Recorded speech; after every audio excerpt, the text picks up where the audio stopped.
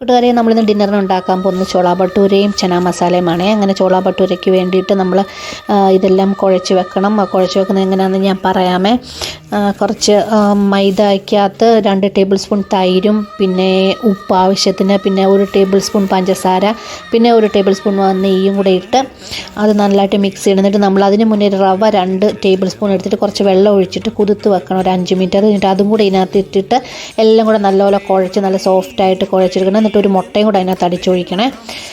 അങ്ങനെ എല്ലാം കൂടെ കുഴച്ച് അതൊരു സൈഡിലേക്ക് മാറ്റിക്കണം. ഒരു 2-3 മണിക്കൂർ അത് റെസ്റ്റ് ചെയ്യാൻ വേണ്ടി വെക്കണം. അതിൻ്റെ കൂടെ ബേക്കിംഗ് സോഡ ഇടാൻ മറക്കല്ലോ കേട്ടോ.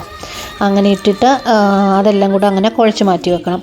അതിനുശേഷം നമ്മൾ സവാള ചൊന്ന മസാല ഉണ്ടാക്കാനായിട്ട് സവാള നല്ലപോലെ കുനുകുന അരിഞ്ഞ് നല്ലപോലെ വഴറ്റി അതിനകത്ത് തക്കാളി പേസ്റ്റ് ചേർക്കണം. അതിൻ്റെ കൂടെ ഇഞ്ചി വെളുത്തുള്ളി പേസ്റ്റും ചേർത്ത് നല്ലപോലെ മസാല അത് നല്ലപോലെ വഴറ്റി, എന്നിട്ട് മസാല മഞ്ഞൾപ്പൊടി, മുളക് പൊടി, മല്ലിപ്പൊടി, ഇച്ചിരി ഗരം മസാല, പിന്നെ ഒരു ചിക്കൻ ക്യൂബും കൂടി ഇട്ട് അതെല്ലാം കൂടെ നന്നായിട്ട് ഇളക്കി ആ മസാല മാറ്റി വെക്കുക. ചന നല്ലപോലെ വേവിച്ച് അതിൻ്റെ കൂടെ മിക്സ് ചെയ്ത് അങ്ങനെ ചന മസാല കിട്ടി. എന്നിട്ട് ചോള ഭട്ടൂര 2 മണിക്കൂർ കഴിഞ്ഞ് നല്ലപോലെ ഉണ്ടാക്കി കുട്ടികൾക്ക് കൊടുത്ത് അവർക്ക് ഭയങ്കരമായിട്ട് ഇഷ്ടമാകും. ഇനി മോന് കൊടുത്തു, അവന് ഒത്തിരി ഇഷ്ടമായി, നല്ല ടേസ്റ്റ് ഉണ്ടെന്ന് പറഞ്ഞു. അങ്ങനെ നമ്മുടെ ചന മസാലയും ചോള ഭട്ടൂരയും റെഡി ആയിട്ടുണ്ട്. അങ്ങനെ എല്ലാവരും വരൂ, നമുക്ക് കഴിക്കാം.